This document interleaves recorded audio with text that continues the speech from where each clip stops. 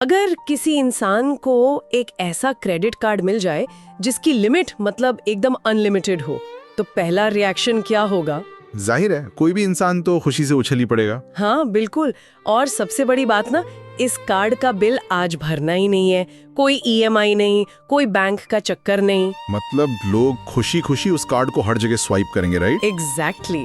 लेकिन इस कार्ड के साथ ना एक बहुत ही खतरनाक शर्त जुड़ी है। इसका जो छिपा हुआ ब्याज है वो सीधा आने वाले भविष्य से काटा जाएगा। ये तो काफी डरावना लग रहा है सुनने में, है ना? हमारी आज की ये जो डीप डाइव चर्चा है वो बिल्कुल इसी माया जाल के बारे में है। हमारे पास जो नोट्स और लेख हैं उनके आधार पर उज्ज्वल प्रदेश नाम के काल्पनिक राज्य की कहानी का विश्लेषण कर रहे हैं। हाँ, और ये एक ऐसा केस स्टडी है जो बहुत बारीकी से दिखाता है कि कैसे मुफ्त सुविधाओं का लालच, जिसे हम आम भाषा में फ्रीबीज कहते हैं, वो कैसे एक पूरे समाज को खोखला कर देता है। बिल्कुल। मतलब ये सिर्फ अर्थव्यवस्था को ही नहीं बल्कि वहाँ की पूरी एक पीढ़ी के बुनियादी ढांचे और उनके सपनों को भी खत्म कर देता है। देखिए, इस कहानी का सबसे दिलचस्प पहलू ये है कि इसे सिर्फ एक अर्थशास्त्र के नजरिए से देखना काफी नहीं होगा। अर्थशास्त्र तो इसका बस एक हिस्सा है, राइट? एकदम सही। असल में ये मानव मनोविज्ञान और समाजशास्त्र का एक बहुत गहरा केस स्टडी है। ये कहानी परत दर परत ये दिखाती है कि कैसे एक समाज में आत्मनिर्भरता की भावना ना बहुत ही खामोशी के साथ निर्भरता में बदल जाती है। डिपेंडेंसी आ जाती है। बिल्कुल। जब किसी भी समाज को बिना संघर्ष के सुविधाएं मिलने लगती हैं, तो उसका पूरा जो मनोवैज्ञानिक ढांचा है वो कैसे काम करता है। उज्ज्वल प्रदेश की कहानी उसी का एक बहुत सटीक विश्लेषण है। तो चलिए उज्ज्वल प्रदेश के शुरुआती दिनों से शुरू करते हैं। जब हम स्रोत सामग्री में इसके अतीत को देखते हैं तो ये राज्य बिल्कुल वैसा ही था जैसा इसका नाम है, एकदम उज्ज्वल। एक खुशहाल जगह जहाँ लोग अपनी मेहनत पर यकीन करते थे। हाँ, बच्चे स्कूलों में पढ़ रहे थे, सरकारी अस्पताल और बसें ठीक ठाक काम कर रही थीं। मतलब सिस्टम में कमियां रही होंगी लेकिन वो चल रहा था। लोगों की आंखों में एक सपना था कि भाई वे मेहनत करेंगे और अपने बच्चों को एक बेहतर जिंदगी देंगे। सही बात है। लेकिन फिर इस पूरी व्यवस्था में एक बहुत बड़ा भूचाल आता है। चुनाव का समय आता है और एक नया नैरेटिव सेट कर दिया जाता है। फ्री बिजली, फ्री राशन, फ्री बस यात्रा। और यहीं से वो बदलाव शुरू होता है जो पूरे राज्य की दिशा ही बदल देता है। जब किसी भी व्यवस्था में अचानक इस तरह की घोषणाएं होती हैं, तो समाज का पहला रिएक्शन हमेशा एक बड़ी राहत का होता है। कहानी में ना रवि नाम के एक छोटे किसान का जिक्र है। हाँ, रवि का किरदार काफी अहम है इसमें। बिल्कुल। जब ये सारी चीजें मुफ्त होने की घोषणाएं होती हैं, तो रवि की सोच में एक शिफ्ट आता है। वो सोचता है कि अब जिंदगी आसान हो गई है। मतलब अब उसे रात दिन एक करके बिजली का भारी बिल नहीं चुकाना पड़ेगा। एग्जैक्टली। लेकिन इसका जो सबसे गहरा असर होता है वो उसकी अगली पीढ़ी पर पड़ता है। जब रवि का बेटा अर्जुन उससे पूछता है कि भविष्य के लिए क्या करना है, तो रवि का जवाब पता है क्या होता है? क्या? वो कहता है कि इतनी मेहनत करने की क्या जरूरत है, जिंदगी आराम से जी, सब कुछ तो सरकार दे ही रही है। पर अगर हम रवि की जगह खुद को रखकर सोचें तो मैं कहूंगी कि उसकी सोच में कुछ भी गलत नहीं लगता। कैसे? देखिए, एक आम इंसान जो दिन रात पसीना बहाता है, अगर उसके कुछ पैसे बच रहे हैं तो ये उसके लिए खुशी की ही बात होगी ना। एक गरीब किसान के लिए अपने खर्चों को कम करना एक बहुत ही रैशनल कदम है। हाँ, लॉजिकल तो है। इंसान हमेशा अपना फायदा ही देखता है, तो हम रवि की इस सोच को गलत कैसे ठहरा सकते हैं? अर्थशास्त्र के नजरिए से देखें तो रवि बिल्कुल सही है। अपने पैसे बचाना हर इंसान का हक है और इसमें कोई बुराई नहीं है। बिल्कुल। लेकिन असली समस्या पैसे बचने में नहीं है, बल्कि उस मानसिकता में है जो इस फ्री कल्चर के साथ धीरे धीरे समाज में जड़ें जमा लेती है। वो जो माइंडसेट शिफ्ट होता है ना, रवि का वो वाक्य कि सब कुछ तो सरकार दे ही रही है, यहीं से पूरे समाज के पतन का बीज बोया जाता है। समझ रही हूँ। सोचिए, जब समाज के एक बड़े हिस्से के मन में ये विचार आने लगता है कि जब सब कुछ फ्री मिल रहा है तो एक्स्ट्रा मेहनत क्यों करें, बिजली फ्री है तो पंखा बंद क्यों करें। हाँ, और बस फ्री है तो हम व्यवस्था को बेहतर बनाने के लिए टैक्स क्यों दें। एकदम सही। इंसान के विकास का पूरा इतिहास ना संघर्ष से जुड़ा है। जब वो कुछ हासिल करने की कोशिश करता है तो इनोवेशन होता है। जब बिना संघर्ष के बुनियादी चीजें मिलने लगती हैं तो एक पूरी आबादी का जो कलेक्टिव मोटिवेशन है, जो प्रोडक्टिविटी है, वो धड़ाम से नीचे गिर जाती है। और इसका सीधा असर राज्य के खजाने पर दिखता है। यहाँ से ये कहानी अर्थशास्त्र के उस कड़वे सच की तरफ मुड़ती है जिसे अक्सर नजरअंदाज कर दिया जाता है। हाँ, क्योंकि हवा में तो पैसे बनते नहीं है ना। बिल्कुल, मुफ्त चीजें देने के लिए सरकार को भारी भरकम फंड चाहिए। जब सरकार अपना सारा पैसा सिर्फ इन फ्रीबीज को बांटने में लगा देती है तो एक डोमिनो इफेक्ट शुरू होता है खजाने में पैसा कम पड़ने लगता है और इसका बोझ अंततः घूम फिरकर उसी जनता पर पड़ता है। टैक्स बढ़ाए जाते हैं, नई नौकरियां निकलना बंद हो जाती हैं और फिर शुरू होता है प्राइवेटाइजेशन का वो खेल जिसे आम जनता शुरुआत में समझ ही नहीं पाती। इस पूरी प्रक्रिया को अगर हम ध्यान से समझें तो ये रातों रात नहीं होता। धीरे धीरे होता है। हाँ, जब सरकार का खजाना खाली होने लगता है तो सबसे पहले क्या रुकता है? मेंटेनेंस। बसों के टायर घिस रहे हैं लेकिन नए टायर खरीदने का बजट नहीं है क्योंकि सफर तो फ्री है। अस्पतालों में दवाइयां खत्म हो रही हैं, स्कूलों की छत टपक रही है। एग्जैक्टली। सरकार के पास बुनियादी ढांचे को चलाने के लिए पैसा नहीं बचता और वो कर्ज के जाल में फंसने लगती है। तो फिर उनके पास क्या रास्ता बचता है? कर्ज चुकाने के लिए सरकारों के पास एक ही रास्ता बचता है, अपने ही बिजली विभाग, बस सेवा, स्कूल और अस्पतालों को धीरे धीरे प्राइवेट कंपनियों को बेच देना। बाप रे। और कमाल की बात यह है कि जनता इस भ्रम में खुश रहती है कि चलो अब सब प्राइवेट हो जाएगा तो सर्विस वर्ल्ड क्लास मिलेगी। ये तो कुछ ऐसा हो गया कि कोई अपनी गाड़ी में मुफ्त का पेट्रोल भरवाने के लालच में अपनी गाड़ी का इंजन ही निकाल कर बेच दे। बहुत सही एनालॉजी है ये। मतलब आपको कुछ दिन मुफ्त की यात्रा तो मिल जाएगी लेकिन जिस गाड़ी में आप बैठे हैं वो तो कबाड़ हो चुकी है। और लोग ये सबसे अहम बात भूल जाते हैं कि जब कोई चीज प्राइवेट होती है तो उसका सीधा सा मतलब है कि वो महंगी भी होगी। इंजन वाली एनालॉजी दिलचस्प है लेकिन असलियत में ये इंजन ना एक झटके में नहीं बिकता, ये धीरे धीरे जंग खाकर खत्म होता है। और जब वो बिल्कुल काम करना बंद कर देता है तब उसे कबाड़ के भाव बेच दिया जाता है। इस पूरी प्रक्रिया में जो सबसे खतरनाक बदलाव आता है वो है उद्देश्य का बदलाव। उद्देश्य का बदलाव मतलब? देखिए, एक चुनी हुई सरकार का मूल उद्देश्य समाज का वेलफेयर या कल्याण होता है, लेकिन जब वही स्कूल, अस्पताल और बसें किसी प्राइवेट कंपनी के हाथ में जाती हैं तो उनका एकमात्र सिद्धांत प्रॉफिट कमाना होता है। हाँ, प्राइवेट कंपनियां तो प्रॉफिट ही देखेंगी। बिल्कुल। इसका नतीजा ये होता है कि समाज दो हिस्सों में बंट जाता है।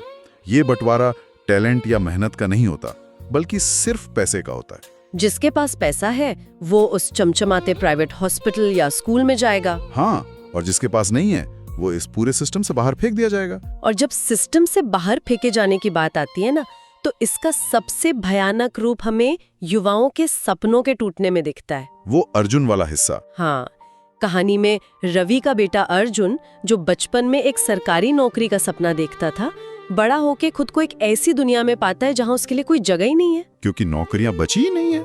बिल्कुल। उसने मेहनत की थी, पढ़ाई की थी, लेकिन जब तक वो नौकरी के लायक होता है तब तक राज्य की सारी नौकरियां खत्म हो चुकी होती हैं। सब कुछ ठेके पर या प्राइवेट हो चुका है। उसका वो सवाल कि अब मैं किस लिए पढ़ा, मेरा तो कोई टारगेट ही नहीं बचा, ये सिर्फ एक किरदार का डायलॉग नहीं है, ये पूरी एक पीढ़ी की हताशा है। ये वो जगह है जहां आर्थिक नीतियां सीधे तौर पर मानवीय त्रासदी में बदल जाती हैं। कागजों पर जो सिर्फ एक फिस्कल डेफिसिट या घाटा दिखता है ना, वो असल जिंदगी में एक युवा के टूटे हुए भविष्य के रूप में सामने आता है। सही बात है। जब युवाओं के सामने सुबह उठकर काम पर जाने का, कुछ हासिल करने का कोई लक्ष्य नहीं होता तो उनके जीवन में एक भयानक खालीपन पैदा हो जाता है। समाजशास्त्र में इसे वैक्यूम ऑफ पर्पस कहा जाता है। और इसी खालीपन का एक बहुत ही डार्क साइड भी कहानी में उभर कर आता है। अर्जुन का एक दोस्त है समीर। समीर का जो पतन है वो सच में रोंगटे खड़े कर देने वाला है। बिना किसी लक्ष्य के दिन भर खाली बैठे रहना। हाँ। समीर का तर्क होता है कि जब फ्री राशन मिल ही रहा है तो 8 घंटे पसीना बहाने की क्या जरूरत है। और यही खाली समय उसे नशे और बर्बादी की तरफ ले जाता है जहाँ अंततः उसकी जान चली जाती है। बहुत ही दुखद है। पर यहाँ ना एक वाजिब सवाल उठता है। क्या ये थोड़ा एक्सट्रीम नहीं लगता? मेरा मतलब है, क्या महज फ्री राशन मिलने से कोई पूरा का पूरा युवा वर्ग नशे की गिरफ्त में आ सकता है? देखिए, सुनने में ये एक्सट्रीम लग सकता है। हाँ। लेकिन अगर हम इसके पीछे के मनोविज्ञान को समझें तो ये बहुत ही स्वाभाविक है। समस्या वो राशन नहीं है जो समीर खा रहा है। तो फिर समस्या क्या है? समस्या वो 12 घंटे का खाली समय है जो उसके पास है। इंसान का शरीर तो खाने से जिंदा रहता है लेकिन उसका दिमाग एक उद्देश्य से जिंदा रहता है। एक पर्पस होना चाहिए लाइफ। बिल्कुल। जब आप किसी इंसान के सर्वाइवल की चिंता खत्म कर देते हैं लेकिन उसे कोई प्रोडक्टिव काम नहीं देते तो वो दिमाग खाली नहीं बैठ सकता। खाली दिमाग शैतान का घर, वही वाली बात हो गई। एग्जैक्टली। अगर उसे कोई सकारात्मक दिशा नहीं मिलेगी तो वो डिस्ट्रक्टिव आदतों की तरफ ही भागेगा। समीर की कहानी कोई अतिशयोक्ति नहीं है। ये इस बात का सबूत है कि जब एक पूरी पीढ़ी के पास कोई चुनौती नहीं होती, कोई लक्ष्य नहीं होता, तो मुफ्तखोरी उन्हें सिर्फ आलसी नहीं बनाती बल्कि उन्हें अंदर से खत्म कर देती है। और इस पूरी तबाही के बीच सबसे बड़ी विडंबना ये थी कि उज्जवल प्रदेश के लोग ये सब अपनी आंखों से देख रहे थे। नुक्कड़ पर चाय की दुकानों पर चर्चा हो रही थी कि कैसे सारी सरकारी संपत्तियां बिक रही हैं, नौकरियां गायब हो रही थी, सब बात कर रहे थे। हाँ, लेकिन कोई कुछ खुलकर बोलने को तैयार नहीं था। वो जो फ्री का लालच था ना, उसने सबकी आवाज दबा दी थी, सिवाय एक शख्स के, गांव के पुराने टीचर शर्मा जी। शर्मा जी इस पूरी कहानी में समाज के उस विवेक का प्रतिनिधित्व करते हैं जो अक्सर शोरगुल में दब जाता है। वे दूरदर्शी हैं। वे भविष्य देख पा रहे थे। हाँ, वे देख पा रहे हैं कि आज के छोटे से फायदे के लिए कल कितनी बड़ी कीमत चुकानी पड़ेगी। गांव वालों को दी गई उनकी चेतावनी बहुत गहरी है। उन्होंने क्या कहा था? वे कहते हैं कि मुफ्त की चीजें कभी मुफ्त नहीं होती। तुम आज पैसा नहीं दे रहे पर कल अपने बच्चों का भविष्य दे रहे हो। बहुत पावरफुल बात है ये। उनका सवाल बहुत सीधा और चुभने वाला है। वे पूछते हैं कि जब पूरा सिस्टम प्रॉफिट पर चलने वाली प्राइवेट कंपनियों के हाथ में चला जाएगा, जहां सिर्फ पैसा बोलता है, तो एक गरीब किसान या मजदूर का बच्चा कल डॉक्टर या अफसर कैसे बनेगा? और शर्मा जी की वो चेतावनी किसी भविष्यवाणी की तरह रवि की जिंदगी में सच साबित होती है। इस कहानी का वो हिस्सा वाकई दर्दनाक है, जब रवि गंभीर रूप से बीमार पड़ता है। हाँ, वो बहुत ही ट्रैजिक सीन है। वो उसी सरकारी अस्पताल की तरफ भागता है जहां वो पहले जाया करता था, लेकिन अब वो अस्पताल एक प्राइवेट कॉर्पोरेशन का हो चुका है, जहां सब कुछ पैसे से होता है। बिल्कुल। रवि का इलाज तो होता है, लेकिन बिल इतना भारी आता है कि उसे चुकाने के लिए रवि को अपनी वो थोड़ी बहुत जमीन भी बेचनी पड़ जाती है जिस पर वो खेती करता था। अपनी बिक चुकी जमीन के कागजों को देखकर रवि रो पड़ता है और अर्जुन से कहता है कि हमने आज के फायदे के लिए कल बेच दिया। यहाँ आकर वो शॉर्ट टर्म सोच का बुलबुला पूरी तरह से फूट जाता है। ये सीन बहुत ही निर्ममता से एक सच्चाई सामने रखता है कि फ्री की कीमत क्या होती है। बिल्कुल। जब कोई राज्य अपनी सबसे बुनियादी जिम्मेदारियों जैसे स्वास्थ्य और शिक्षा से अपने हाथ खींच लेता है, तो उसका सबसे पहला और सबसे घातक असर समाज के सबसे निचले तबके पर ही पड़ता है। सही बात है। जो सुविधा रवि को शुरू में मुफ्त कहकर दी गई थी, उसी व्यवस्था ने एक झटके में रवि से उसकी आजीविका का इकलौता साधन छीन लिया। और यहाँ एक और गजब की ट्रेजेडी देखने को मिलती है। जिन फ्रीबीज के लिए लोगों ने इतना बड़ा समझौता किया था, अब वो खुद भी काम नहीं कर रही हैं। मतलब फ्री बीज अब फ्री नहीं रहा। हाँ, जो बिजली शुरू में फ्री की गई थी, अब वो दिन दिन भर गायब रहती है। क्यों? क्योंकि प्राइवेट कंपनी के पास जब तक भारी प्रॉफिट ना आए, वो ट्रांसफॉर्मर नहीं बदलती, तारों का मेंटेनेंस नहीं करती। प्रॉफिट मार्जिन सबसे ऊपर है उनके लिए। एग्जैक्टली। बस का किराया इतना ज्यादा हो चुका है कि गांव के लोगों ने शहर जाके काम खोजना ही छोड़ दिया है। मतलब कागजों पर तो फ्री बसें थीं, लेकिन असलियत में वो पूरा सिस्टम ही चरमरा कर गिर चुका है। ये अर्थशास्त्र का एक बहुत सीधा सा नियम है, आउटपुट बिना इनपुट के नहीं आता। जब कोई चीज पूरी तरह से मुफ्त कर दी जाती है, तो सिस्टम में पैसा आना बंद हो जाता है, और जब सिस्टम में पैसा नहीं होगा तो उसकी गुणवत्ता और रखरखाव दोनों खत्म हो जाएंगे। और यही उज्जवल प्रदेश के साथ हुआ। हाँ, उज्जवल प्रदेश की कहानी यही सिखा रही है कि विकास का एक मजबूत समाज का कोई शॉर्टकट नहीं होता। शर्मा जी के निधन और रवि की जमीन बिकने के बाद ना, ऐसा लगता है कि उज्जवल प्रदेश अब कभी खड़ा नहीं हो पाएगा। अर्जुन पूरी तरह से टूट चुका है।